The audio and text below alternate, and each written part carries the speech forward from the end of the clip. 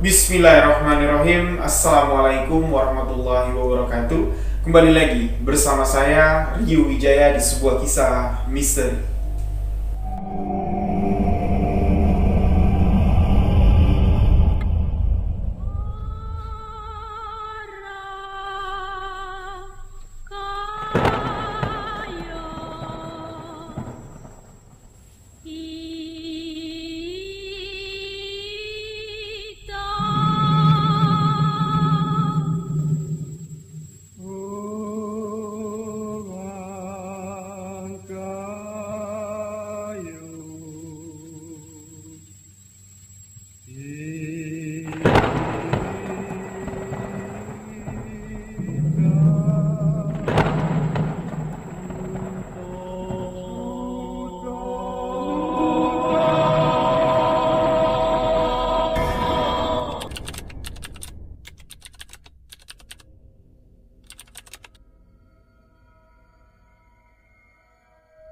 Di video sebuah kisah misteri kali ini, saya kembali akan menceritakan satu kisah misteri yang terjadi di Jambi.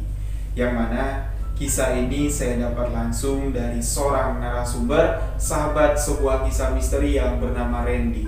Beliau datang langsung ke studio sebuah kisah misteri untuk bersilaturahmi, untuk menceritakan satu kisah yang beliau alami. Menarik. Kisah yang disampaikan Randy kepada saya untuk dibagikan kepada sahabat-sahabat semua sangatlah menarik, karena kisah ini mencampurkan sebuah urban legend yang terjadi di satu daerah dan kejadian misteri yang dialami langsung oleh narasumber kita Randy.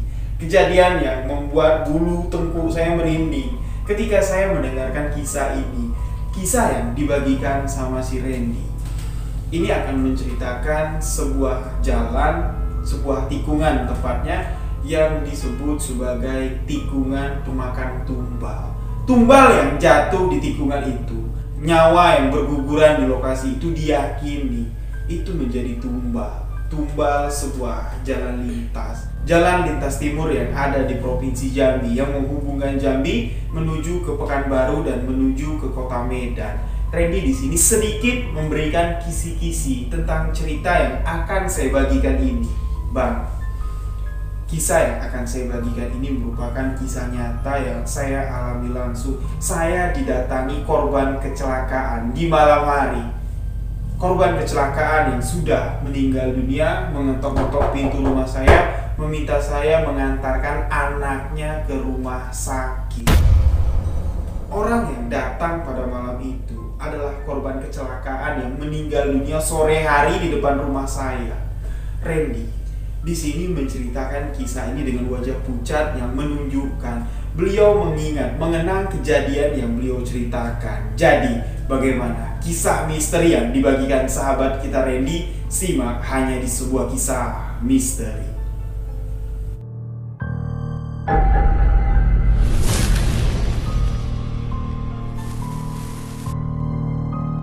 Beberapa hari yang lalu, sahabat kita Randy datang ke studio sebuah kisah misteri. Di sini, saya juga ingin menyampaikan kepada sahabat-sahabat yang ada di Jambi, kalau mau silaturahmi datang ke studio sebuah kisah misteri untuk ngobrol-ngobrol atau menyampaikan sebuah kisah yang ingin dibagikan, silahkan datang dan hubungi Instagram official. Nanti admin akan menunjukkan, memberikan alamat di mana studio sebuah kisah misteri. Seperti sahabat kita Randy, awalnya beliau DM ke Instagram sebuah kisah misteri official, lalu di sini dituntun oleh admin kita, sampailah Randy ke studio sebuah kisah misteri.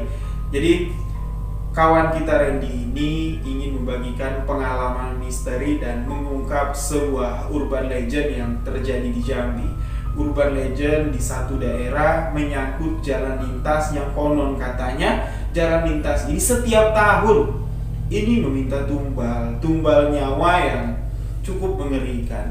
Kejadian kecelakaan yang terjadi di sana memang di luar akal sehat kita. Randy mengatakan, "Bang, kalau kecelakaan di depan rumahku ini di jalan ya selalu meminta tumbal. Kalau terdengar suara kecelakaan itu rame, Bang. Misalnya hantaman mobil itu kencang atau motor yang jatuh itu mengeluarkan suara yang kencang, dar! itu bisa dipastikan korban tidak akan mati bang, palingnya cuma lecet-lecet. Tapi kalau suara benturan dari kecelakaan itu nggak terlalu heboh lah, Randy bilang. Seperti suara motor jatuh, trek, suara keseret, itu bisa dipastikan korban yang jatuh itu kepalanya pecah, lehernya patah. Ada juga bang, yang paling menakutkan lagi, kepala manusia menjadi ganjal dari ban mobil. Nah, kejadian itu selalu terjadi setiap tahun, bahkan setahun itu bisa 4-5 kali. Kejadian itu terjadi di depan rumahku bang. Nah, dari kecil sampai Randy sekarang usianya kurang lebih hampir lah sebaya dengan saya, Randy ini nggak pernah mengalami kejadian-kejadian mistis, walaupun warga-warga setempat kerap kali mengalami gangguan arwah korban dari kecelakaan. Randy sama sekali tidak pernah. Dia ini cuma nampung aja lah. Cerita-cerita warga mengatakan ada yang bertemu dengan arwah dari orang yang meninggal tadi sore. Ada juga yang melihat sosok penampakan mengerikan yang tiba-tiba berdiri di tengah jalan. Randy ini cuma nampung cerita warga hingga kurang lebih sekitar 3 tahun yang lalu, Randy ini mengalami langsung sebuah kejadian yang di luar akal sehat. Saya ambil kisah ini, saya bawakan di awal ceritanya si Randy, biar sahabat-sahabat merasakan kengerian yang dirasakan oleh sahabat kita Randy ketika beliau mengalami kejadian ini. Diceritakan kurang lebih sekitar 3 tahun yang silam. Randy yang pada hari itu sedang nonton TV bersama adiknya yang baru berusia sekitar 8 tahun. Kedua orang tua Randy, mereka bekerja, yang ada di rumah pada siang hari itu Randy sama adiknya berdua. Di tengah hari tiba-tiba warga ini teriak, "Tolong, tolong, tolong." Ternyata di tikungan manis, di tikungan yang ada di depan rumahnya si Randy, di sini sudah terjadi sebuah kecelakaan.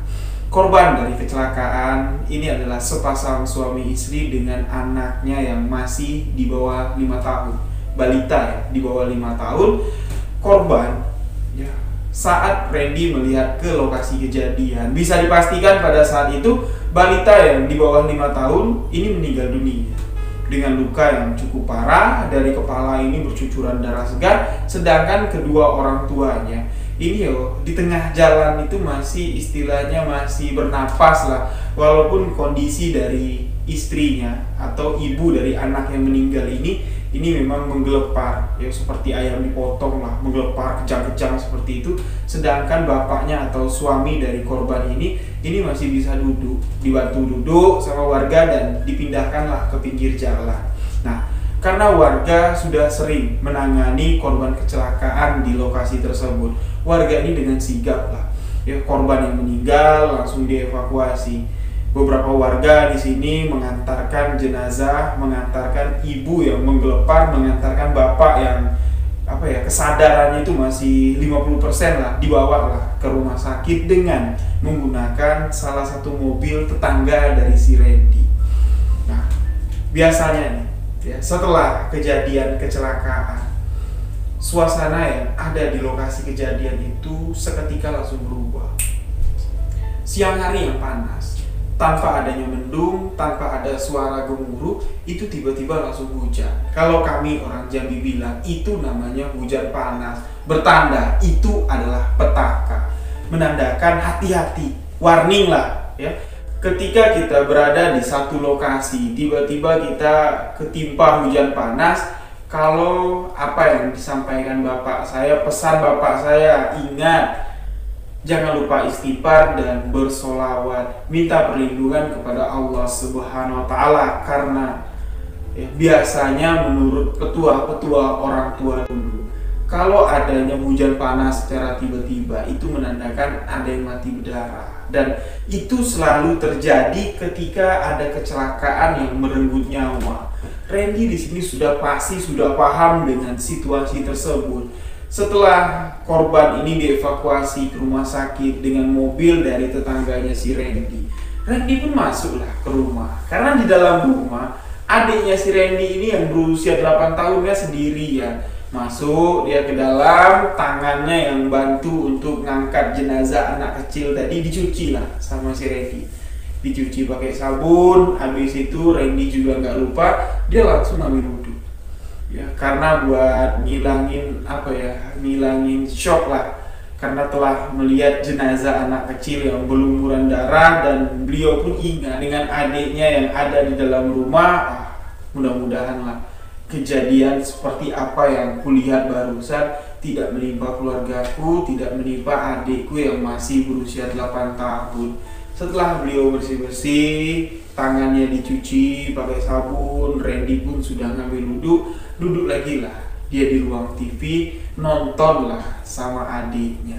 Nah, si Randy ini kan udah nggak tahu lagi kabar dari korban kecelakaan. Yang dia tahu pada saat itu, anak yang di bawah 5 tahun itu dipastikan meninggal dunia.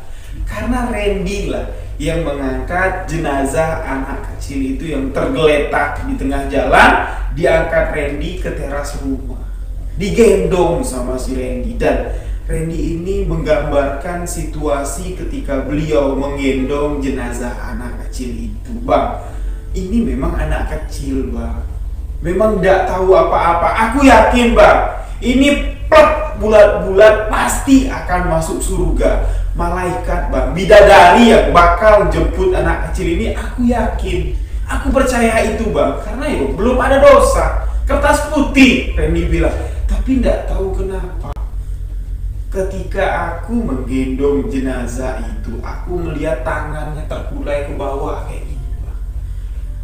Bagian leher itu seolah-olah patah.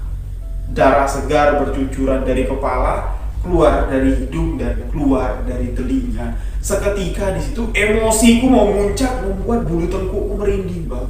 Bulu tanganku ini, bulu romaku ini merinding semua. Walau alam bang, apa yang terjadi sama diriku pada saat itu.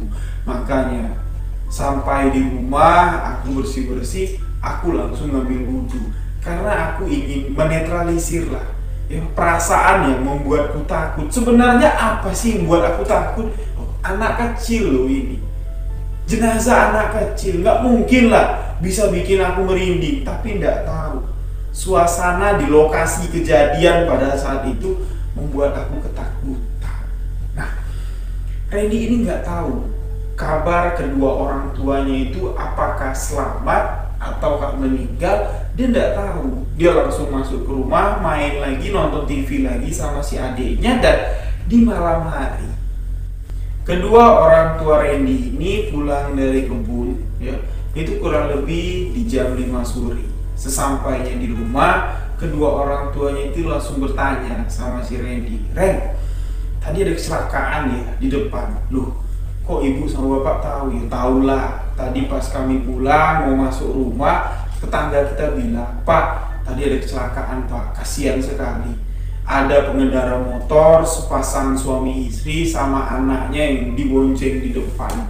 Anaknya itu ya belum sampai 5 tahun lah umurnya. Nggak tahu kenapa kecelakaan tunggal pak. Tiba-tiba dia ngebut, pas sampai di tikungan hilang kendali dan jatuh. Nah, anaknya meninggal ya Ren. Katanya kamu Ren yang gendong anaknya dari lokasi kejadian masuk ke teras rumah kita.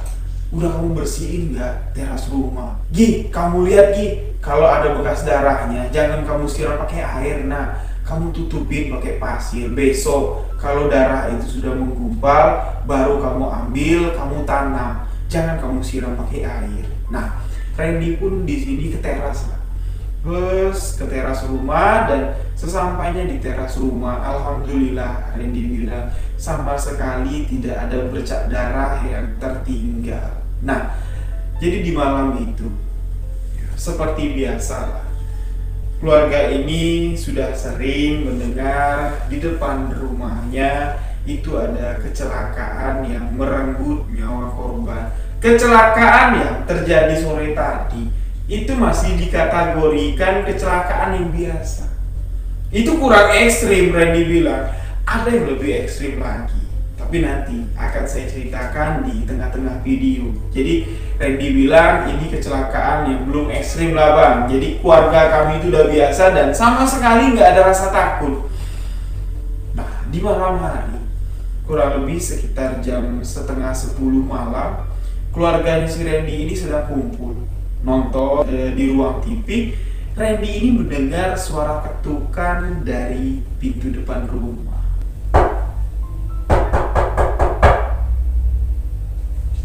Ketukan pertama diabaikan oleh Randy dan keluarga. Ketukan kedua terdengar dari jendela kaca yang ada di samping ruang TV. Ketukan itulah yang membuat Randy ini berdiri penasaran. Siapa sih yang ketuk-ketuk dari tadi? Terdengar suara tangan yang memainkan kaca seolah-olah ingin mengetuk. Terdengar seperti suara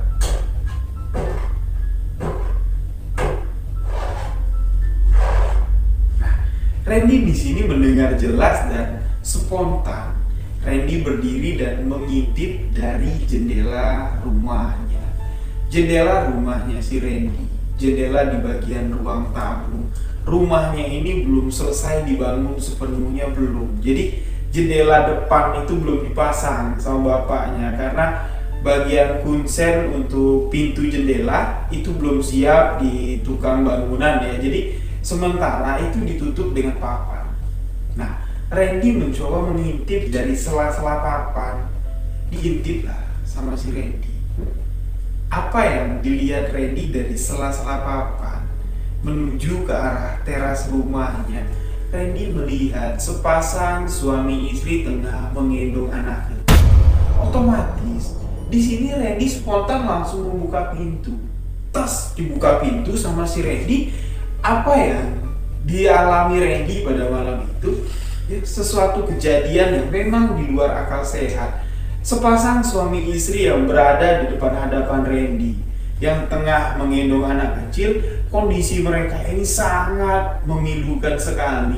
Sepasang suami istri ini berlumuran darah, dari kepalanya itu menetes darah segar, dan anak kecil yang digendong ini juga penuh dengan darah. Nah, menurut pengakuan dari si Randy yang mengalami langsung kejadian ini, sepasang suami istri itu merintih, menangis, dan suaminya mengatakan kepada si Randy, tolong antarkan anak kami ke rumah sakit, kami kecelakaan tolong. Randy pun di sini sempat meneteskan air mata karena iba melihat kondisi anak kecil yang terkulai. Bagian wajahnya penuh dengan darah dan Randy di sini berniat untuk mengambil anak kecil tersebut dari gendongan bapaknya. Tapi sebelum Randy sampai menggendong sosok anak kecil itu, ibunya si Randy ini keluar dari ruang TV dan bertanya sama si Randy, "Ren, kamu ngomong sama siapa?" Disitulah Randy tersentak, terkejut, dan Randy melihat di depan Randy itu nggak ada siapa-siapa, kosong. Di situ dia baru sadar apa yang dialami sama si Randy ini bukan pengalaman yang biasa. Apa yang dilihat sama si Randy itu adalah makhluk gaib.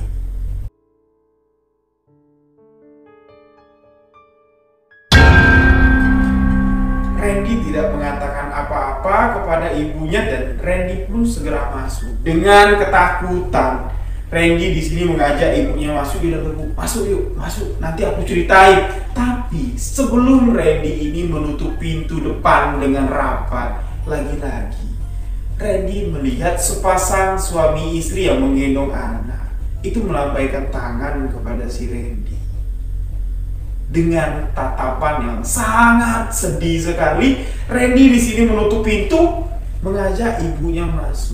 Nah, setibanya di dalam rumah, di ruang TV, di situ ada ayahnya Randy, di situ ada adiknya Randy yang berusia 8 tahun.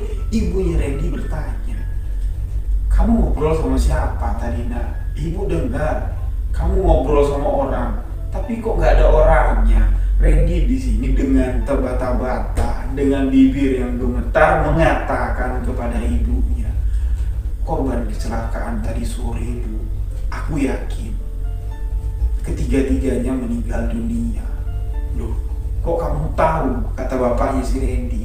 Barusan Pak, yang nemuin aku depan tadi, yang ngetok-ngetok pintu tadi itu adalah sepasang suami istri yang tengah menggendong anak kecil. Sepasang suami istri yang barusan aku lihat sama persis dengan korban yang kutolong tadi sore. Pakaiannya sama, bajunya sama, bahkan anak kecil yang mereka gendong itu adalah anak kecil yang kugendong juga. Astagfirullahaladzim. Suasana di ruang TV seketika langsung hening dan mereka pun langsung memutuskan untuk tidur, masuk ke kamar masing-masing. Dan keesokan harinya, ya, ibu dan bapaknya si Randy ini ingin memastikan apakah yang dialami oleh anaknya ini memang benar-benar nyata, gangguan gaib dari korban kecelakaan. Mereka pun bertanyalah kepada tetangga yang meminjamkan mobil yang mengantarkan korban kecelakaan ini ke rumah sakit. Bertanyalah, mobil kamu kemarin dipakai ya buat ngantar korban kecelakaan yang di depan rumah itu? Iya Pak. Memang kenapa? Katanya anak kecil yang usianya belum 5 tahun itu meninggal. Iya, itu meninggal di lokasi kejadian. Terus ibu bapaknya gimana? Innalillahi wa inna ilaihi raji'un Pak. Waktu sampai di rumah sakit, ibu dan bapaknya juga sudah meninggal. Innalillahi wa inna ilaihi raji'un. Awalnya di sini, kedua orang tua Randy ingin menyembunyikan kejadian ini biar si Randy ini nggak shock, biar si Randy ini nggak ketakutan. Karena apa yang barusan dialami sama si Randy ini adalah sebuah kejadian yang sangat mengerikan sekali. Kedua orang tua Randy awalnya ingin menyembunyikan kenyataan yang sebenarnya terjadi, bahwa sepasang suami istri ini menyusul anaknya dipanggil oleh Allah Subhanahu wa taala meninggal dunia. Jadi kedua orang tuanya merahasiakan kepada si Randy. Tapi setelah kejadian pada malam itu, Randy ini melihat kalau korban kecelakaan itu datang mengetuk pintu menemui Randy, minta tolong mengantarkan anaknya ke rumah sakit. Keesokan harinya Randy ini sering bengong. Ya, ini dilihat gerak-geriknya, disadari gerak-geriknya oleh kedua orang tuanya si Randy. Karena Randy ini nggak biasa-biasanya lepas maghrib, habis sholat maghrib, ini duduk di depan rumah. Jadi di depan rumahnya si Randy ini ada bangku panjang di teras rumahnya itu. Biasa teman-teman Randy nongkrong, main gitar, ngopi di sana, ngobrol-ngobrol lah. Tapi pada malam itu teman-temannya si Randy ini nggak ada yang mau main ke rumahnya si Randy karena beberapa hari yang lalu baru terjadi kecelakaan. Biasanya kalau baru terjadi kecelakaan, apalagi kecelakaan itu merenggut korban jiwa, meninggal dunia di tempat, warga sampai 1 minggu, bahkan sampai 2 minggu, ini nggak ada yang berani nongkrong di depan rumah, di pinggir jalan. Itu nggak ada yang berani, karena biasanya penampakan dari arwah korban kecelakaan ini pasti akan ada di lokasi kejadian tersebut. Tapi nggak tahu kenapa Randy malam itu berani sekali duduk di teras rumah. Duduk di teras rumah itu menghadap ke jalan, menghadap ke titik lokasi kejadian kecelakaan dengan tatapan kosong. Menurut cerita dari si Randy, kedua orang tua ini sangat khawatir sekali. Pada malam itu, bapaknya Randy pun manggil, Ren, ngapain kamu duduk di situ sendirian? Masuk, tutup pintu. Ada yang bapak ingin sampaikan. Randy pun masuk, menutup pintu. Sesampainya di ruang TV ya, yang biasa mereka tempat berkumpul, bapaknya si Randy pun di sini menceritakan kejadian yang sebenarnya, bahwa sepasang suami istri yang kamu lihat kemarin malam, yang mendatangi kamu dan tiba-tiba menghilang, ternyata mereka berdua meninggal dunia, Ren. Tapi ketika Randy tahu kalau sepasang suami istri itu meninggal dunia, ekspresi atau tanggapan dari si Randy ini datar sekali. Beliau cuma mengatakan kepada ibu dan bapaknya, Pak, Bu, sebenarnya Randy itu udah sadar, Randy itu sudah feeling yang mendatangi Randy itu adalah arwah. Itu adalah arwah korban kecelakaan yang anaknya Randy tolong. Nah, ya udah, kalau kamu tahu kamu jangan sering-sering bengong di situ, Ren. Takutnya arwah itu masih berkeliaran dan kamu didatanginya lagi. Nggak apa-apa lah, Pak. Kalau pemikiran aku nganggap kejadian ini ini cuman kebetulan. Karena pada sore hari itu aku sugesti, Pak, tanpa disuruh, tanpa ada yang memerintah. Nggak tahu kenapa aku berani sendiri. Aku ngangkat jenazah anak kecil yang berlumuran darah itu, aku gendong, Pak. Dengan niat atau istilahnya dari lubuk hati yang paling dalam, aku memang betul-betul tulus ingin membantu. Mudah-mudahan dengan niatku seperti itu, kedua orang tuanya yang sudah meninggal, nggak mungkin lah, Pak, gentayangan mengganggu aku. Mungkin malam itu mereka datang cuman memberikan isyarat bahwa kami sudah meninggal dunia. Itulah tanggapan dari si Randy yang disampaikan kepada saya dengan peristiwa yang beliau alami. Tapi apa ya difikirkan Randy? Ini terjadi terbalik dengan kenyataan. Randy menganggap kalau ruh atau arwah sepasang suami istri ini tidak akan mengganggu si Randy. Itu ternyata berbalik. Setiap Randy duduk di depan rumahnya, setiap Randy keluar malam, Randy dihantui sepasang suami istri yang menggendong anak. Setelah si Randy ini sering mengalami teror yang dihantui oleh sepasang suami istri korban kecelakaan ini, Randy di sini merasa kalau beliau seperti indera keenamnya itu terbuka. Teror-teror yang sering dialami sama si Randy didatangi oleh sepasang suami istri korban kecelakaan yang meninggal ini, itu ketika Randy tidur. Randy ini jendela kamarnya itu udah dipasang, jendela kaca nako kalau kami orang Jambi bilang. Kaca nako itu kan berlapis, zigzag seperti ini. Itu dia merasa kalau seperti ada kuku panjang itu menarik kaca nako itu. Jadi bunyinya teng teng teng teng teng teng teng teng. Itu terdengar jelas di tengah malam dan Randy terbangun dari tidurnya. Otomatis Randy yang kesal, siapa sih yang mainin kaca nako sampai bunyi kayak gitu. Randy pun berdiri dari tempat tidur. Dia coba untuk ngintip, dibukalah sedikit hordengnya. Ketika hordeng terbuka, jelas di balik kaca nako jendela kamarnya si Randy berdiri sepasang suami istri yang tengah menggendong anaknya. Kejadian atau teror yang dialami sama si Randy ini bukan 1-2 kali, sering kali terjadi. Dengan adanya teror-teror seperti itu, Randy ini merasa kalau seperti indera keenam dari si Randy ini terbuka.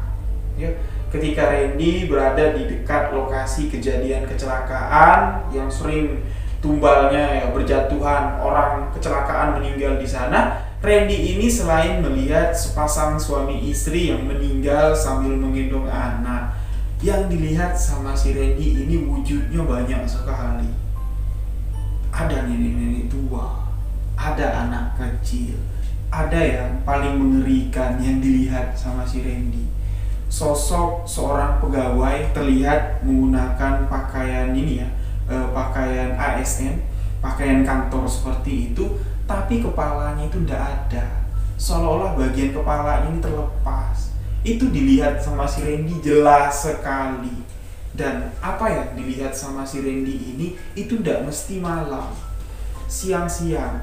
Kalau si Randy sedang nongkrong sama teman-temannya di pinggir jalan, perwujudan-perwujudan yang mengerikan itu berkumpul, seolah-olah ikut nimbrung lah nongkrong sama si Randy. Nah, dengan apa yang dialami sama si Randy, otomatis mental si Randy ini agak sedikit terganggu. Yang biasanya Randy ini anak periang, sekarang dia itu lebih banyak ngelamun, lebih banyak menung, menung, ngelamun, memperhatikan perwujudan-perwujudan yang ada di sekitarnya. Melihat sosok-sosok yang aneh yang ada di sekitarnya. Bahkan di sini, Bang, teman-temanku tuh bilang kalau aku tuh kayak orang kebanyakan ngegelek. Dia bilang, kamu tuh kenapa, Ren? Siang-siang bengong, malam bengong. Biasanya kalau kamu ada gitar, kamu tuh celamitan tangannya gitu kan. Jadi aku tuh hobi main gitar, Bang, tapi tidak tahu kenapa setelah seperti indera keenamku buka, aku tuh untuk bersosial lah. Intinya aku tuh lebih menjauh. Aku lebih suka duduk sendirian, lebih suka memperhatikan penampakan yang menurut orang menakutkan, tapi menurut aku biasa aja, Bang. Aku melihat orang yang tangannya kepelintir ke belakang, wajah yang penuh darah, itu biasa. Tapi dengan perasaan biasaku itu membuat kedua orang tuaku semakin panik lah melihat situasi yang terjadi kepada diriku. Hingga puncaknya begini, Bang. Randy bilang sama saya. Jadi di depan rumahnya Randy itu adalah tikungan yang sering terjadi kecelakaan. Di tikungan itu ada lorong kecil, ya simpang 3 lah jatuhnya. Tapi simpang 3 itu tidak aktif dilalui oleh kendaraan umum, tidak, hanya kendaraan dari perusahaan, karena di dalam itu banyak somil yang lewat di jalan simpang 3 di dekat tikungan maut itu ya cuman mobil truk pembawa kayu logging. Nah, jadi di dekat simpang, pemuda-pemuda yang ada di sana itu membuat pondok lah. Jadi kayak balai-balai kecil, anak-anak muda yang ada di sana, khususnya pemuda Karang Taruna, itu memang dibentuk untuk menertibkan mobil-mobil yang bawa kayu logging ini, biar tidak mengganggu istilahnya kelancaran lalu lintas yang ada di sana. Karena kalau mobil logging ini lewat, ini mereka konvoy, bisa-bisa sampai 10 sampai 12 mobil, jadi macet. Nah, pemuda Karang Taruna bikin pos di sana untuk menertibkan lalu lintas kayu-kayu logging ini. Nah, di bawah pondok atau base camp lah kita bilang di sini ya, base camp anak-anak Karang Taruna itu didirikan. Di belakangnya itu ada pohon mangga yang besar sekali. Menurut cerita warga, Randy bilang, pohon mangga itu usianya sudah lebih 50 tahun. Ya, ukuran pohon mangga, kalau pria dewasa dengan tinggi 170 cm, kalau orang 3 itu nggak bakal bisa meluk pohon mangga itu, saking kan besarnya.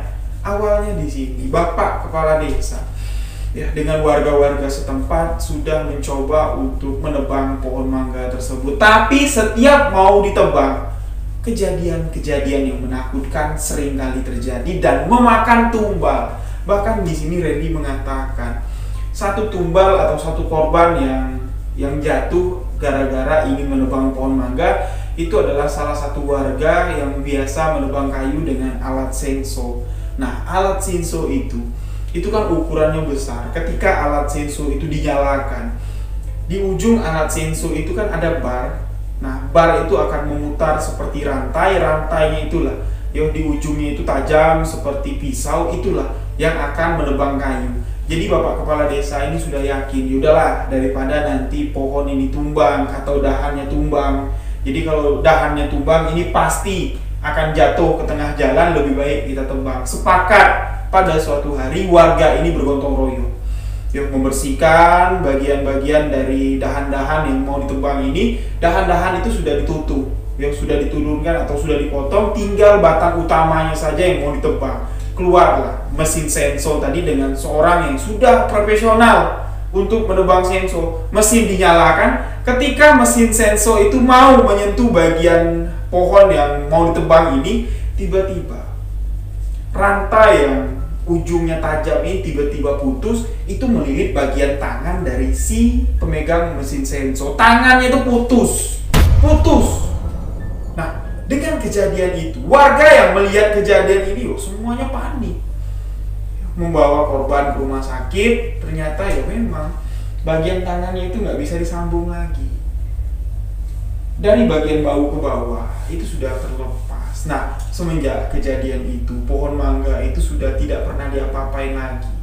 Ya kalau mau tumbanglah dengan sendirinya. Warga setempat menganggap kalau pohon mangga itu adalah pohon mangga keramat. Di bawah pohon mangga keramat itulah Randy dan pemuda Karang Taruna bikin base camp atau bikin pos. Dan pada suatu hari, kejadiannya kurang lebih sekitar jam 4 sore. Randy dan kawan-kawan sedang menunggu mobil logging yang bawa kayu balok itu lewat, ya, mau dimasukin ke rute masuk ke sawmill.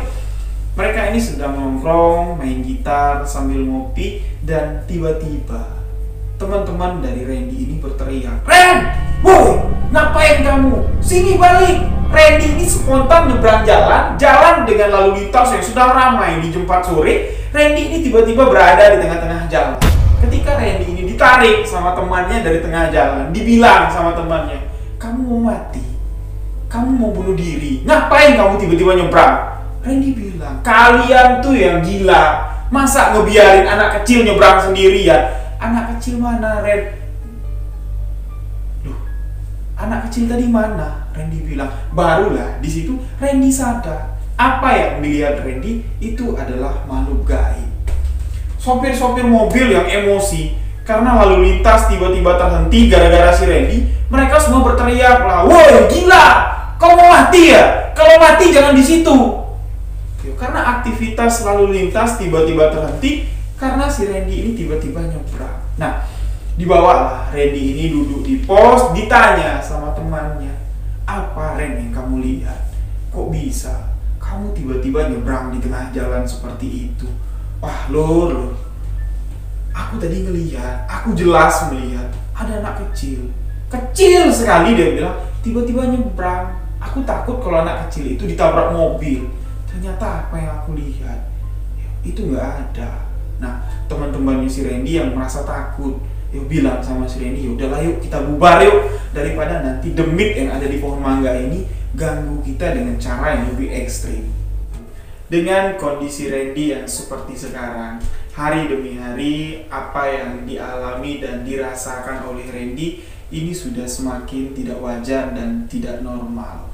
Kedua orang tua Randy di sini bertanyalah sama anaknya, "Dik, kamu mau nggak kita pergi ke rumah Pak Ustadz, kita tanyakan apa yang kamu rasakan, apa yang kamu lihat ini, sebabnya itu apa, bisa ndak kira-kira kamu ini bisa normal lagi kayak dulu." Dan Randy di sini karena beliau udah nggak nyaman lagi dengan apa yang dia lihat, dengan apa yang dia rasakan. Bahkan baru-baru ini Randy ini hampir kehilangan nyawanya karena dia melihat ada sosok anak kecil yang tiba-tiba nyebrang. Dengan konyolnya Randy juga ikut nyebrang untuk menyelamatkan anak kecil itu. Randy pun di sini mengatakan kepada ibu dan bapaknya, "Iya Pak, iya Bu, kalau memang ada orang yang dapat menyembuhkan aku pun bersedia. Senang hati sekali lah kalau aku bisa hidup normal lagi."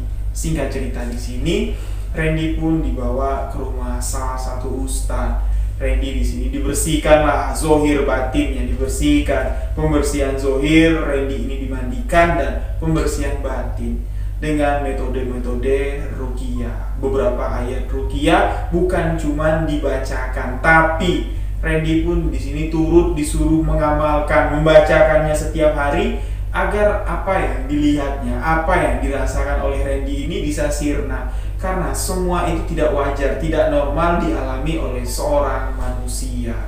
Setelah proses pengobatan, di tengah istilahnya proses pengobatan lah jatuhnya di sini, Randy mengatakan, dia bertanya sama kedua orang tuanya, "Bu, Pak, kenapa ya kalau Randy duduk di depan rumah itu melihat ke tikungan manis, Randy melihat banyak sekali, Pak, penampakan-penampakan seperti korban kecelakaan. Memang kenapa tikungan yang ada di depan rumah kita ini seangker itu?" Dan menurut cerita-cerita dari warga, dari tetangga-tetangga sebelah, Randy bertanya, "Memang dari dulu Pak, katanya bener nggak tikungan ini setiap tahun itu selalu meminta tumbal nyawa, bahkan bukan 1-2 tumbal, 4-5 kali kejadian kecelakaan, korbannya bisa dipastikan meninggal dunia." Nah, kedua orang tua Randy pun di sini mencoba untuk bertanya sama Randy, "Memang apa saja yang kamu lihat ketika kamu berada di dekat tikungan itu?"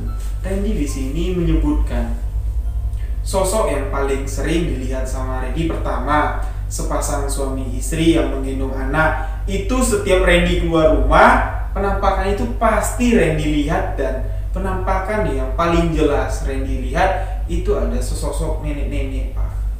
Nenek-nenek yang usianya hampir 70 tahun lah, Pak. Itu Randy sering sekali melihat lalu lalang, nyebrang dari pos, nyebrang ke arah rumah kita, dari arah rumah kita nyebrang lagi ke pos, dan bahkan di sini beberapa kali Randy melihat kalau nenek itu berdiri di tengah jalan sambil melambaikan tangan, seolah-olah menghentikan kendaraan yang sedang lewat. Nah, penampakan dari perwujudan nenek-nenek itu dijelaskan oleh kedua orang tua Randy. Mungkin kamu belum ingat, kejadian kalau nenek-nenek itu kecelakaan, kamu belum ingat, soalnya kamu masih kecil sekali. Nenek-nenek yang kamu lihat itu tetangga kita, jaraknya paling sekitar 5 rumah lah, Randy bilang, dari rumahnya si Randy. Jadi nenek-nenek itu biasanya kalau sore-sore dia itu nyari kambing. Jadi kambingnya itu kalau di kampung ya, kambing itu dilepasin, pagi dilepasin, nanti sore yang punya kambing itu nyari kambingnya, kemana kambingnya nanti digiring lagi buat masuk kandang. Dan pada suatu hari nenek tua itu sedang berada di pinggir jalan, menyusuri jalan lintas yang ada di depan rumah kita, dan ada sebuah mobil minibus dengan kecepatan tinggi itu melaju kencang dari arah Pekanbaru, tiba-tiba hilang kontrol menabrak si nenek-nenek tua. Yang lebih tragisnya lagi, tubuh si nenek tua itu terseret. Nenek tua itu masuk ke bawah kolong mobil, terseret kurang lebih sekitar 15 meter. Mobil itu baru sadar kalau jenazah si nenek-nenek tua itu terseret di dalam kolong mobilnya, itu pas di depan rumah kita ini, pas dimana kamu sering melihat penampakan si nenek tua. Menurut cerita dari kedua orang tuanya si Randy, bagian wajah dari si nenek tua itu sudah tidak berbentuk lagi. Bagian wajah itu hancur karena 15 meter diseret mobil dengan kecepatan tinggi di atas aspal. Itu bukan hal yang main-main. Bagian tubuh dari si nenek itu sudah hampir hancur. Nah, mungkin apa yang kamu lihat itu adalah korban yang ibu ceritakan. Itu adalah sosok perwujudan gaib dari si nenek tua itu. Nah, di sini juga ya, setelah ibunya si Randy ini menceritakan ya tentang si nenek tua yang sering beliau lihat, Randy tadi kan bertanya, kenapa kok tempat itu jadi angker? Terus pohon mangga itu disebut jadi pohon mangga keramat. Itu kenapa Pak? Itu kenapa Bu?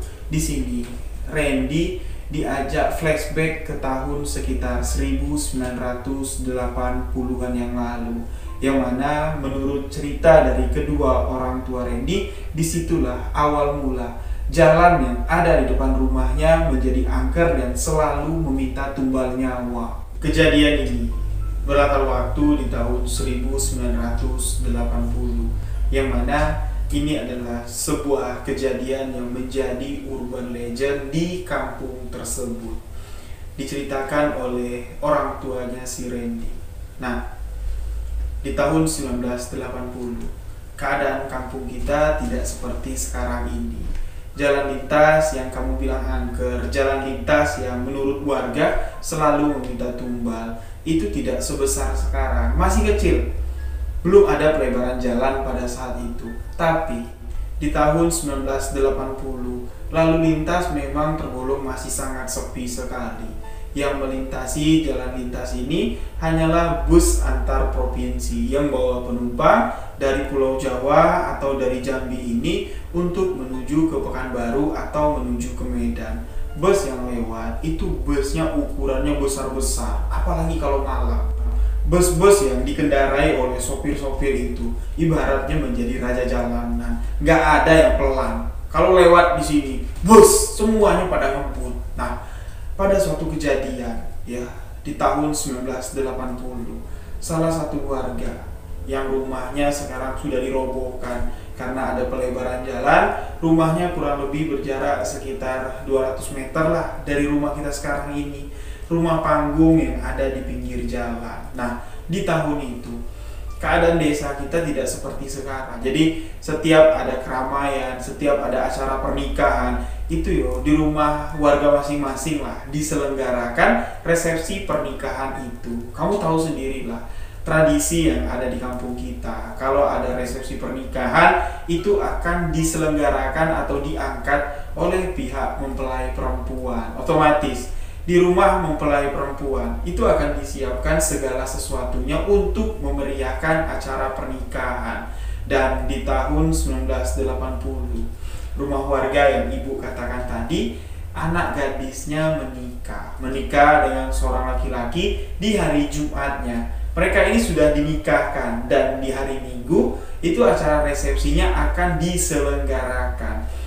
Setelah resepsi acara di hari Jumat, akad nikah telah diselenggarakan. Sepasang kekasih ini kan sudah sah menjadi suami istri, tapi mereka ini belum boleh sama-sama, belum boleh tinggal serumah karena belum menyelesaikan acara adat untuk resepsi pernikahan.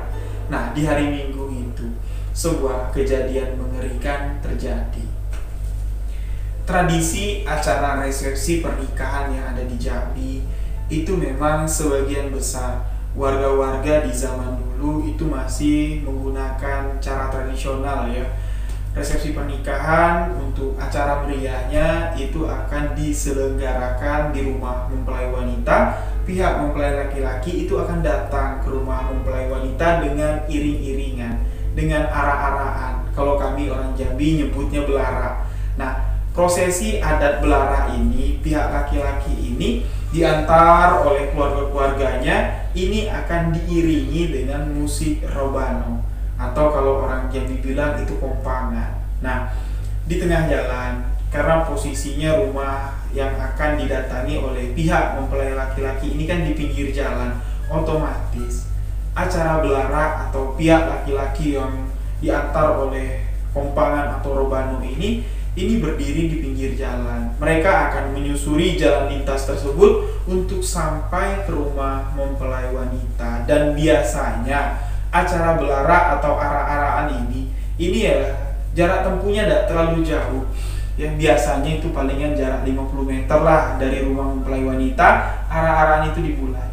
Ya, laki-laki yang sudah lengkap dengan pakaian adat Jambi, didampingi dengan kedua orang tua, dan di belakang ini ramai pihak keluarga dari laki-laki ini bawa misalnya kayak kue, bawa kayak antalan, itu lengkap semua, bawa buah-buahan untuk diserahkan nanti di rumah mempelai wanita. Nah, ketika arak-arakan laki-laki ini sedang berjalan menuju ke rumah mempelai wanita ini masih diumpetin, masih dipingit di kamar pengantin. Dia tidak tahu kalau mempelai laki-laki ini sudah jalan mau datang, mereka ini mau duduk bersanding. Wanita ini belum tahu, mempelai wanita ini belum tahu karena masih dirahasiakan. Itu adalah tradisi. Nah, ketika arak-arakan ini sudah dekat, sudah hampir sampai ke rumah mempelai wanita, bus antar provinsi yang menuju ke Medan, bus besar dengan kecepatan tinggi melaju dari arah Jambi menuju ke Medan dengan kecepatan tinggi, dan si sopir ini hilang kendali. Arak-arakan dari mempelai laki-laki ini dihantam dengan kecepatan tinggi. Menurut cerita yang disampaikan oleh ibunya Randy, 7 orang korban meninggal dunia di lokasi kejadian. Yang meninggal dunia mempelai laki-laki yang menggunakan pakaian adat, kedua orang tuanya yang mendampingi, dan 4 orang pihak keluarga yang mendampingi arak-arakan tersebut meninggal dunia di lokasi dihantam oleh bus antar provinsi tersebut.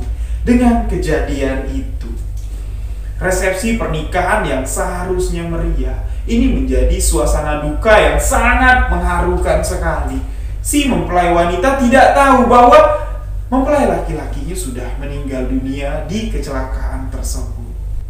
Warga setempat yang tengah berkumpul di rumah mempelai wanita menunggu mempelai laki-laki ini sampai, dan mereka ini akan menyambut kedatangan mempelai laki-laki. Seketika di sini langsung berteriak, "Tolong! Tolong! Tolong!" Jadi mereka ini langsunglah mengerubungi lokasi kejadian, dan otomatis pemuda-pemuda yang ada di sana langsung mengamankan sopir maut tersebut. Sopir sudah dievakuasi, ya, sudah dibawa ke kantor polisi terdekat, dan di sini jenazah dari korban ini segera dibawa ke rumah sakit dengan harapan korban-korban yang berjatuhan ini dapat diselamatkan. Tetapi setibanya di rumah sakit, 7 orang korban yang mengalami luka yang paling parah ini mereka tidak dapat diselamatkan, termasuk mempelai laki-laki yang menggunakan baju adat, mempelai laki-laki yang seharusnya hari itu akan melangsungkan hari bahagianya, menjadi raja dan ratu sehari. Sedangkan di sini kepanikan yang terjadi di rumah mempelai wanita. Ini si mempelai wanitanya belum tahu kronologi sebenarnya terjadi di luar itu apa, ribut-ribut di luar itu kenapa. Beliau ini tidak tahu karena tidak ada yang memberitahu, dan akhirnya si mempelai wanita pun keluar dengan sendirinya ingin memastikan ini keributan apa. Kok mempelai laki-laki, kok suamiku belum datang rombongannya, kenapa? Jangan-jangan mereka ini terjadi sesuatu yang tidak diinginkan. Bayangan di pikiran wanita itu sudah berkecamuk dan akhirnya dia keluar. Setibanya di luar, tamu undangan yang seharusnya datang dengan wajah senang memeriahkan acara pernikahannya, mereka yang ada di luar ini bertangisan, air mata bercucuran, teriakan panik terdengar dari sana dari sini, dan wanita ini pun berjalan ke lokasi kejadian, bertanya dengan orang yang ada di sana. Ada apa, Pak? Pak, ada kejadian apa? Siapa yang kecelakaan? Salah satu warga di sini dengan polosnya, dengan jujur mengatakan, suamimu sebelum sampai masuk ke rumah, arah-arahan dari suamimu ditabrak mobil. Terus, suamiku mana, Pak? Suamimu meninggal dunia. Ketika mendengar mempelai laki-laki meninggal dunia, wanita yang menggunakan pakaian adat, sudah rapi, sudah berdandan dengan wajah yang dirias cantik, ini pun berteriak histeris dan pingsan. Nah, hari itu dekorasi yang sudah ditata rapi ini mau gak mau harus diturunkan. Ya, kemeriahan di rumah mempelai wanita ini seketika langsung sirna.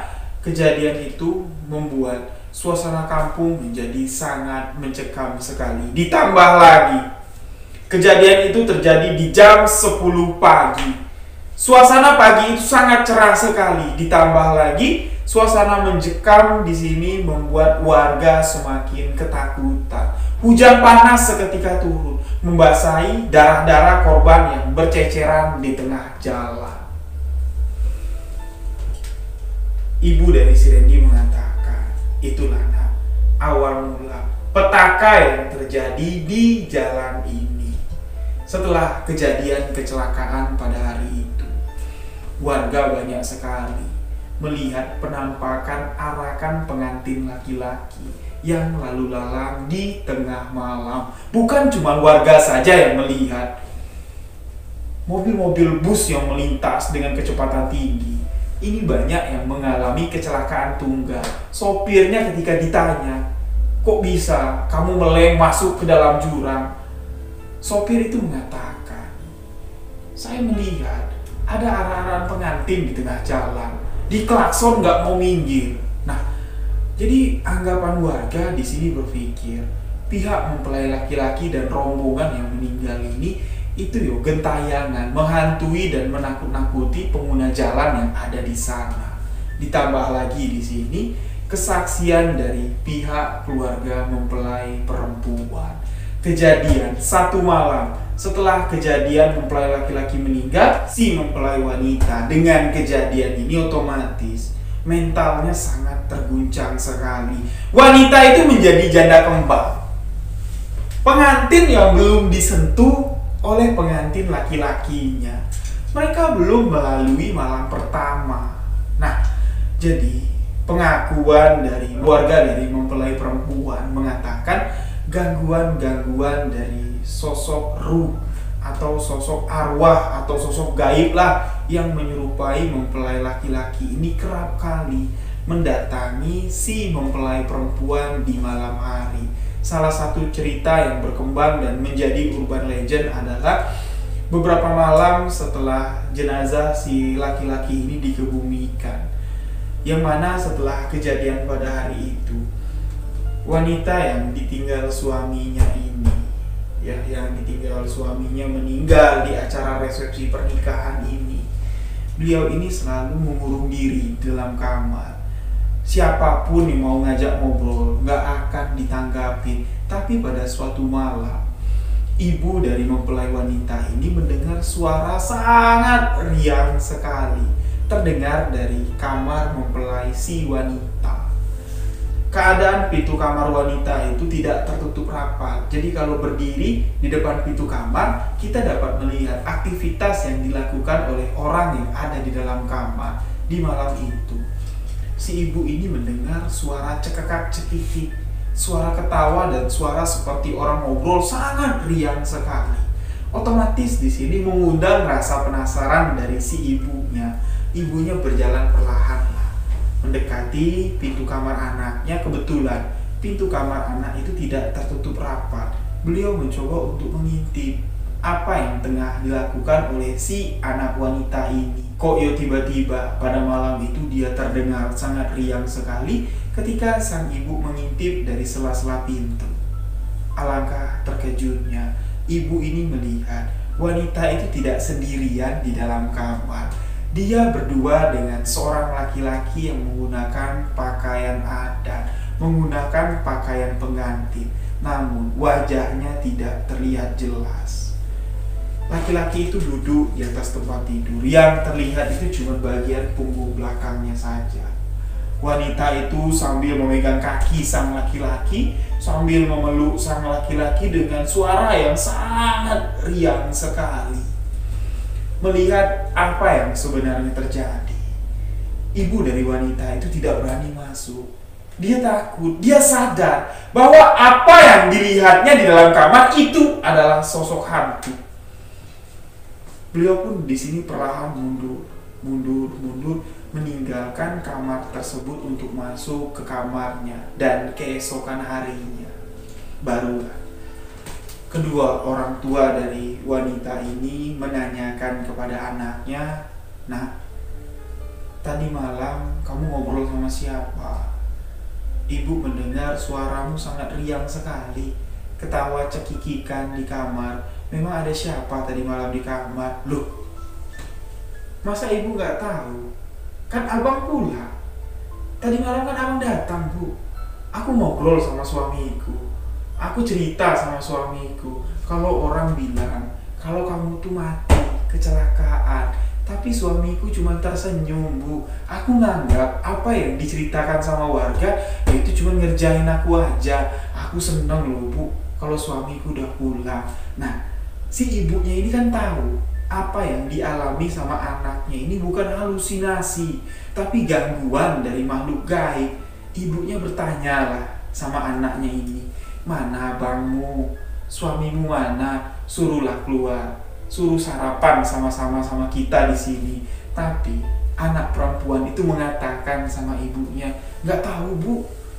Aku bangun ya subuh-subuh, aku mau sholat subuh, si abang udah gak ada lagi. Ya mungkin dia pulang ke rumahnya, Bu, ngambil pakaian, karena tadi malam dia datang masih menggunakan pakaian pengantin."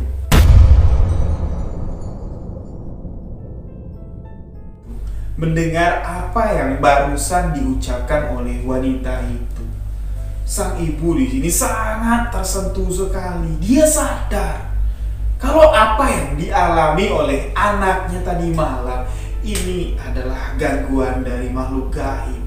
Sang ibu pun di sini menangis pilu. "Ya Allah, nak, ucap nak, istighfar nak, ucap astagfirullahaladzim.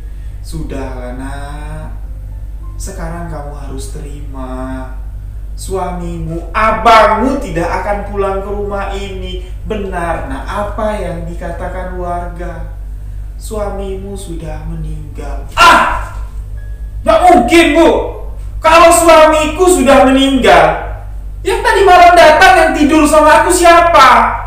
"Loh, itu abang, Bu. Abang datang dengan menggunakan pakaian pengantin." Lagi-lagi di sini wanita itu seolah-olah memberontak dengan emosi, dengan nada yang agak tinggi. Dia meyakinkan keluarganya bahwa suaminya masih hidup. Di sini dapat disimpulkan apa yang telah dialami dialami oleh wanita ini. Ini sudah mengganggu akal sehatnya. Kejadian yang sangat memilukan ini menyebabkan wanita ini mengalami gangguan kejiwaan. Tapi bukan pure 100% gangguan kejiwaan, tidak. 50% ini adalah gangguan dari makhluk gaib yang datang menyerupai almarhum suaminya.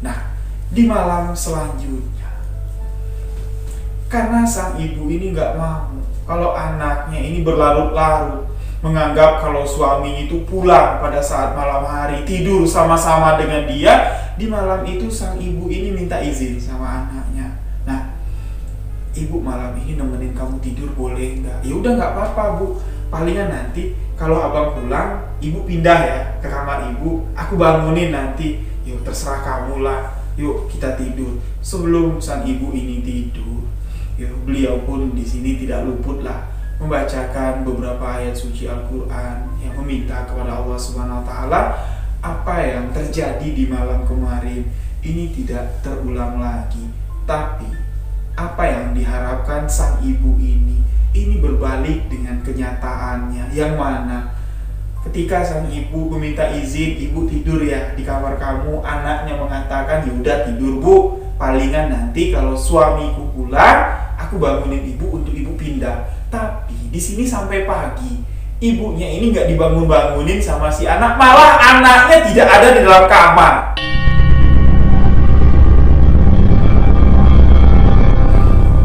Ibunya terbangun mendengar azan subuh, kaget lah deh, loh anakku mana?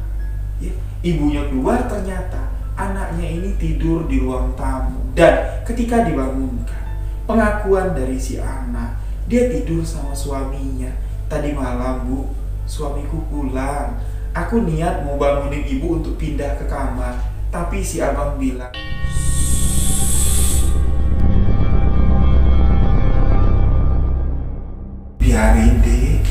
biarin ibu tidur, kita pindah ke depan saja. Makanya bu, aku biarin ibu tidur. Nah, ibunya ini bertanya, loh suamimu mana? Nah, anaknya ini bingung ya, ketika ditanya suamimu mana, dia celingak-celinguk, melihat ke kiri ke kanan, baru dia sadar apa yang dialaminya tadi malam itu hanyalah halusinasi dan itu hanyalah kamuflase dari kekuatan gaib. Itu adalah gangguan dari makhluk gaib. Lagi-lagi di sini, ketika beliau menyadari kalau yang datang tadi malam adalah sesosok makhluk gaib, wanita itu kembali duduk dengan tatapan kosong. Apa yang ditanya oleh kedua orang tuanya sama sekali tidak dia jawab. Nah, menurut cerita dari ibunya si Randy, kejadian ini itu sudah terjadi, udah berlangsung kurang lebih hampir 1 bulan dan masuk di waktu yang kedua bulan. Wanita ini sudah lepas kontrol, walaupun setiap malam dia ini tidur ditemanin sama ibunya, dan keluarganya pun di sini sudah mencoba beberapa kali membawa ustadz atau kiai untuk menetralisir kekuatan gaib tersebut, namun tidak ada istilahnya ya upaya yang membuahkan hasil yang signifikan, tidak ada. Malah di sini apa yang sering dilakukan oleh wanita itu semakin menjadi-jadi, hingga pada suatu ketika, tepatnya di satu malam, wanita yang terbawa dalam suasana, dalam gangguan makhluk gaib ini, itu keluar rumah. Ketika dia keluar rumah, keluarga ini sama sekali tidak sadar kalau anak perempuannya ini keluar rumah tengah malam, berjalan di tengah jalan.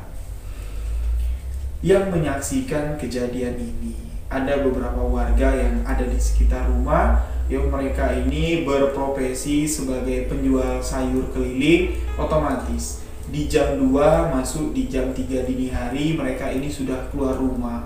Mereka pergi ke pasar untuk membeli sayur-sayuran yang akan mereka jual kembali di malam itu. Beberapa warga yang mau pergi ke pasar subuh, yang mau jualan sayur ini, melihat kalau ada seorang wanita dengan pakaian tidur, rambutnya itu acak-acakan seperti tidak terurus, berjalan di pinggir jalan. Sekelibat Warga yang melihat wanita yang berjalan di pinggir jalan itu berjalan sendirian, tapi sekelibat lagi mereka melihat kalau wanita itu mengikuti iring-iringan pengantin, yang mana sosok penampakan iring-iringan pengantin yang terlihat di jalan lintas tersebut ini sudah menjadi sebuah urban legend. Ini sudah menjadi sebuah penampakan yang sudah tidak lazim lagi. Itu bisa dipastikan iring-iringan pengantin dari mempelai laki-laki si wanita yang mengikuti berjalan di belakang. Naasnya di malam itu, ketika wanita ini berjalan di jam 3 dini hari mengikuti iring-iringan pengantin yang sudah meninggal ini, sebuah mobil bus antar provinsi melaju dengan kecepatan tinggi dan hilang kontrol. Wanita itu meninggal dunia di tempat, ditabrak oleh bus antar provinsi tersebut.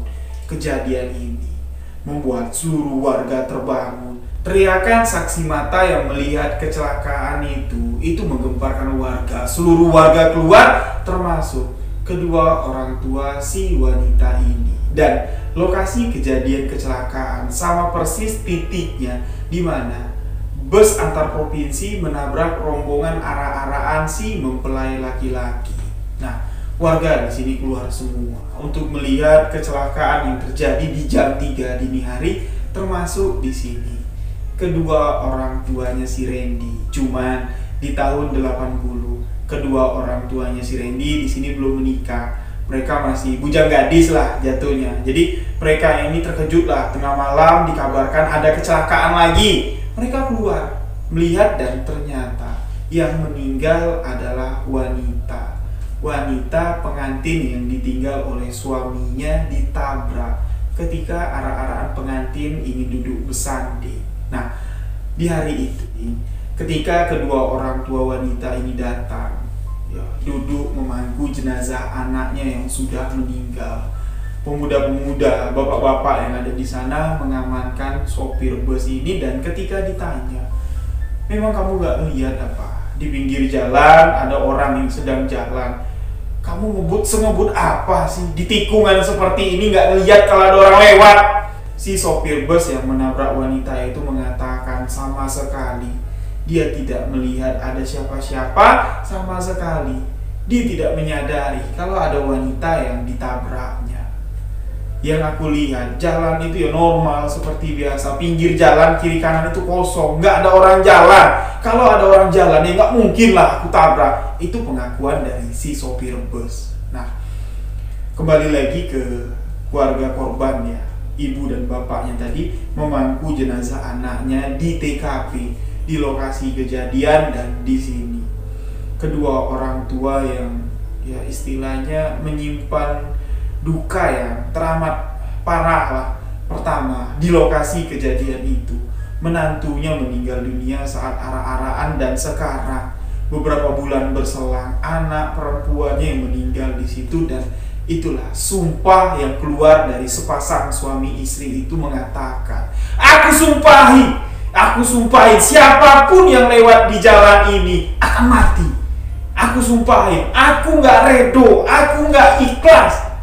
Anakku mati di sini, menantuku mati di sini. Aku minta siapapun yang lewat di sini bakal mati, bakal jadi tumbal di lokasi ini. Seperti ucapan yang dikeluarkan oleh ibu dari wanita yang meninggal dunia ini, itu seolah-olah spontan, sumpah yang tidak sengaja keluar karena luapan emosi yang sangat teramat parah. Nah, warga yang mendengar sumpah serapah seperti itu mencoba menenangkan. Sudahlah yuk, sudahlah, istighfar. Ini semua sudah jalan yang Allah berikan. Aku tidak terima. Anakku mati di sini, menantuku mati di sini. Dan semenjak hari itulah lokasi yang tempat sepasang lah jatuhnya ya, sepasang suami istri ini meninggal dunia, itu menjadi titik yang sangat angker sekali. Beberapa bulan setelah anaknya meninggal dunia, dia sudah terlepas ucapannya mengeluarkan sumpah serapah. Keluarga itu pun pindah dari rumah tersebut. Bahkan sampai pelebaran jalan terakhir, melebarkan jalan lintas tersebut, rumah dari orang yang mengeluarkan sumpah serapah ini itu sudah tidak ada ahli warisnya lagi. Jadi pihak pemerintah terpaksa merobohkan rumah tersebut tanpa mengeluarkan ganti rugi, karena nggak ada yang ngakuin lagi lah siapa yang punya tanah, siapa yang punya rumah. Itulah cerita yang disampaikan oleh ibu dan bapaknya si Randy tadi ketika anaknya bertanya, kenapa kok lokasi tempat ini jadi angker, kenapa lokasi tempat ini sering sekali memakan tumbal. Karena pada saat kejadian di tahun 1980, ibu dan bapaknya si Randy ini itu usianya masih bujang gadis lah. Mereka memang belum menikah dan mereka sudah tinggal di kampung tersebut. Mereka tahu persis kejadian itu. Kejadian ketika arak-arakan pengantin meninggal dan kejadian ketika wanita itu meninggal di jam 3 dini hari. Nah, setelah si Randy ini tahu sebab akibat asal-usul kejadian yang mengerikan yang ada di depan rumahnya ini, Randy pun di sini mencoba untuk mengaitkan setiap cerita-cerita yang Randy dapat mulai dari teman-teman, mulai dari tetangga-tetangga. Memang setiap penampakan yang terlihat yang mengganggu warga yang menggunakan jalan tersebut ini memang kerap kali seolah-olah sosok gaib itu sengaja muncul, menakut-nakuti warga, menyebabkan kecelakaan terjadi. Dan kecelakaan yang sering sekali kecelakaan yang utamanya merenggut nyawa korban ini malah kecelakaan tunggal, bukan istilahnya kecelakaan yang terjadi karena lepas kontrol dari pengemudi, tidak. Nah, seperti Randy pernah mengalami atau melihat kejadian mobil minibus dengan minibus, itu memang istilahnya kecelakaannya itu terjadi karena egois ya, emosi dari sopir maksa mau motong tapi mobil itu nggak punya tenaga, akhirnya terjadi kecelakaan. Malah di situ tidak menimbulkan korban. Kalau kita lihat sekilas, Randy bilang mobil itu mobil minibus menghantam minibus, itu sama-sama hancur. Randy bilang, aku aja ngelihat pasti sopir salah satu dari minibus ini pasti mati. Tapi enggak, Bang. Mereka keluar dari mobil, palingan dengan luka-luka ringan. Itu yang anehnya. Tapi kalau mobil atau motor kecelakaan tunggal, oleng, mobilnya kebalik, itu bisa dipastikan pasti ada yang mati. Itu yang membuat Randy ini agak sedikit bingung. Dan warga kampung di sini sudah mencoba untuk beberapa kali mengadakan ruwetan, istilahnya bersih-bersih kampung lah, khususnya di lokasi kecelakaan tersebut. Tapi setiap diadakan ruwetan atau bersih-bersih kampung, yang menjadi tontonan kami itu pastilah kesurupan yang terjadi pada saat prosesi pembersihan kampung. Makanya setelah acara prosesi kampung tidak ada istilahnya korban kecelakaan itu tidak menurun, kecelakaan masih sering terjadi. Kami di sini memutuskan tidak pernah lagi untuk mengadakan ruwetan, istilahnya untuk membersihkan energi negatif yang menyebabkan sering terjadi kecelakaan di lokasi itu. Nah, Randy mengatakan di sini kalau sosok penampakan iring-iringan pengantin itu masih kerap kali terlihat. Tapi rentan waktunya ini agak sedikit jauh lah. Misalnya orang melihat arak-arakan pengantin itu terlihat di bulan 1 atau di bulan Januari, dan akan terlihat lagi itu palingan di bulan September atau di bulan November. 1 tahun sekali lah palingan ada warga yang melihat tanda-tandanya. Kalau siang arak-arakan itu terlihat, istilahnya terlintas di penglihatan warga, ada arak-arakan terlihat, itu pasti ditandai dengan hujan panas. Dan kalau malam itu juga ditandai dengan hujan, Bang. Cuaca ini cerah, bintang banyak bertaburan, tapi setelah warga melihat sosok gaib arak-arakan pengantin itu lewat di depan warga, itu seketika pasti akan turun hujan. Dan biasanya kalau arak-arakan pengantin itu sudah terlihat, itu membuat petanda atau istilahnya mengingatkan kami lah dalam waktu dekat itu bakal ada insiden kecelakaan yang akan mengorbankan, atau kecelakaan itu akan dialami oleh warga kampung kami. Dan biasanya kecelakaan itu menyebabkan salah satu warga kampung kami meninggal dunia di lokasi tikungan manis. Itu sudah menjadi petanda, Bang.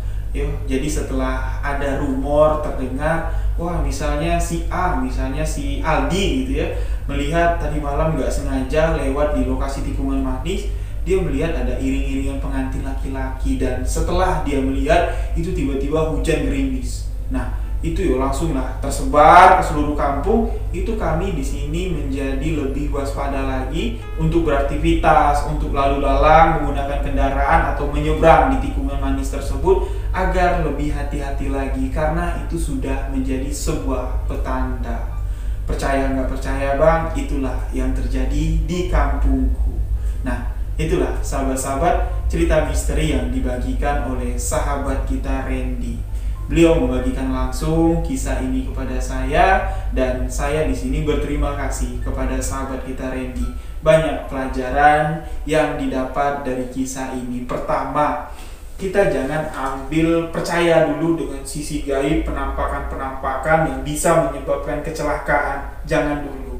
Dari cerita ini bisa kita ambil kesimpulan bahwa setiap kita keluar dari rumah, jangan lupa kita berserah diri kepada Allah Subhanahu wa Ta'ala dengan mengucapkan Bismillahirrahmanirrahim. Insya Allah langkah kita akan direstui, akan diridhoi oleh Allah Subhanahu wa Ta'ala. Dan ingat, dimanapun kita berada, apapun aktivitas yang kita lakukan, baik itu berjalan kaki, menyeberang jalan, mengendarai motor, mengendarai mobil, ingat, kewaspadaan menjadi kunci keselamatan bagi kita. Berhati-hati, jangan tergesa-gesa, dan perhatikan rambu-rambu lalu lintas. Insya Allah kita akan sampai ke rumah, sampai ke tujuan dengan selamat. Jangan kita kaitkan dulu kejadian-kejadian kecelakaan dengan hal-hal mistis.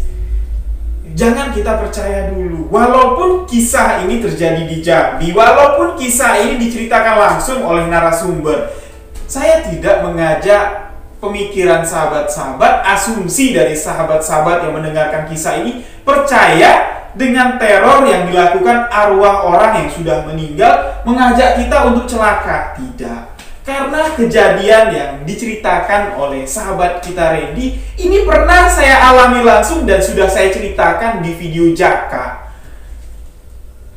Tepatnya di Pijoan ini.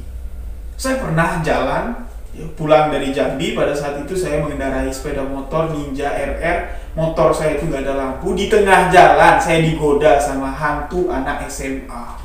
Cerita itu sudah saya ceritakan di video Jaka. Boleh sahabat-sahabat tonton video itu. Dan apa respon saya? Saya sama sekali tidak bergeming. Bukannya saya tidak takut. Takut saya ketika melihat sosok itu nakut-nakutin saya di atas sepeda motor. Tapi di sini saya ingat, itu adalah makhluk gaib yang mencoba untuk mengganggu konsentrasi saya agar saya celaka. Cuman itu yang saya ingat, dan saya percaya Allah melindungi setiap umatnya dimanapun kita berada. Dan alhamdulillah sosok itu menghilang dari hadapan saya dapat pulang dengan selamat. Yang mana di lokasi kejadian tempat saya diganggu oleh si Jaka, itu adalah lokasi yang sering sekali terjadi kecelakaan. Kecelakaan itu ya disebabkan oleh sosok gaib yang mengganggu saya. Hampir sama persis dengan cerita yang dibagikan oleh Randy. Nah, jadi bukan kesimpulannya tentang makhluk gaibnya, enggak. Jadi di sini cerita ini saya angkat lebih mengingatkan untuk kita, terutama untuk saya, dan mengingatkan untuk sahabat-sahabat ketika kita di jalan. Jangan kosongkan pikiran kita, jangan penuhi pikiran kita dengan nafsu dunia. Wah gila, gue mau jalan nih, gue mau pergi ke tempat makan, wih makanan di sana enak, nggak sabar lagi nih, gue mau makan di sana. Itu pemikiran yang dihasut, yang masuk dari pemikiran setan. Sedangkan lebih baik, alangkah baiknya di perjalanan kita sambil wirid. Apa salahnya kita mengucap subhanallah walhamdulillah wala ilaha illallah Allahu akbar. Pelan-pelan di situ menambah konsentrasi kita di jalan. Kita ingat dengan Allah, kita tambah konsentrasi. Bahkan di sini dengan kita berzikir seperti itu, emosi kita di jalan itu akan hilang. Kita mau diklakson orang, kita nggak bakal emosi. Coba pemikiran kita tengah dipenuhi dengan kuliner yang akan kita tuju, setan sudah berbisik di telinga kita, woi buruan lah, buruan ngebut naik motor, nanti makananmu habis, nanti kamu ngantri lama, nanti kamu nggak bisa makan di sana. Otomatis kalau ada klakson mobil yang mengagetkan kita ya bukannya minggir, malah kita memacu kendaraan kita dengan kecepatan tinggi, dan disitulah celaka yang kita dapat. Ingat, hati-hati di jalan dan jangan lupa patuhi peraturan lalu lintas. Nah, demikianlah kisah misteri kali ini. Mohon maaf jika ada salah-salah kata, salah ucap dalam penyampaian kisah ini. Banyak kejadian misteri yang bisa kita ambil hikmah pelajaran, bukan cuma sekedar menakutkan, tapi bisa menjadi sebuah pelajaran hidup. Next, di sebuah kisah misteri, ada kisah yang menarik di segmen sebuah kisah misteri kehidupan, yang mana di video sebelumnya tentang kisah misteri di balik kehidupan yang saya beri judul Aji, Fitnah Yatim Piatu, banyak sekali mendapat respon dari sahabat-sahabat semua. Bahkan di sini saya Rio Wijaya mengucapkan beribu-ribu maaf tidak dapat membalas komentar sahabat satu persatu di video tersebut. Insya Allah di video selanjutnya akan saya ceritakan kisah misteri di balik kehidupan yang lebih bermakna lagi untuk menjadi gambaran kehidupan kita ke depan. Karena misteri bukan cuma sekedar menceritakan sesuatu yang menakutkan. Di sini, di sebuah kisah misteri, Rio Wijaya akan menceritakan realita di balik sebuah fakta. Sebuah kisah misteri menyajikan sesuatu yang berbeda. Demikian sebuah kisah misteri kali ini. Saya Rio Wijaya mengucapkan wabillahi taufiq wal hidayah. Wassalamualaikum warahmatullahi wabarakatuh. Salam sebuah kisah misteri.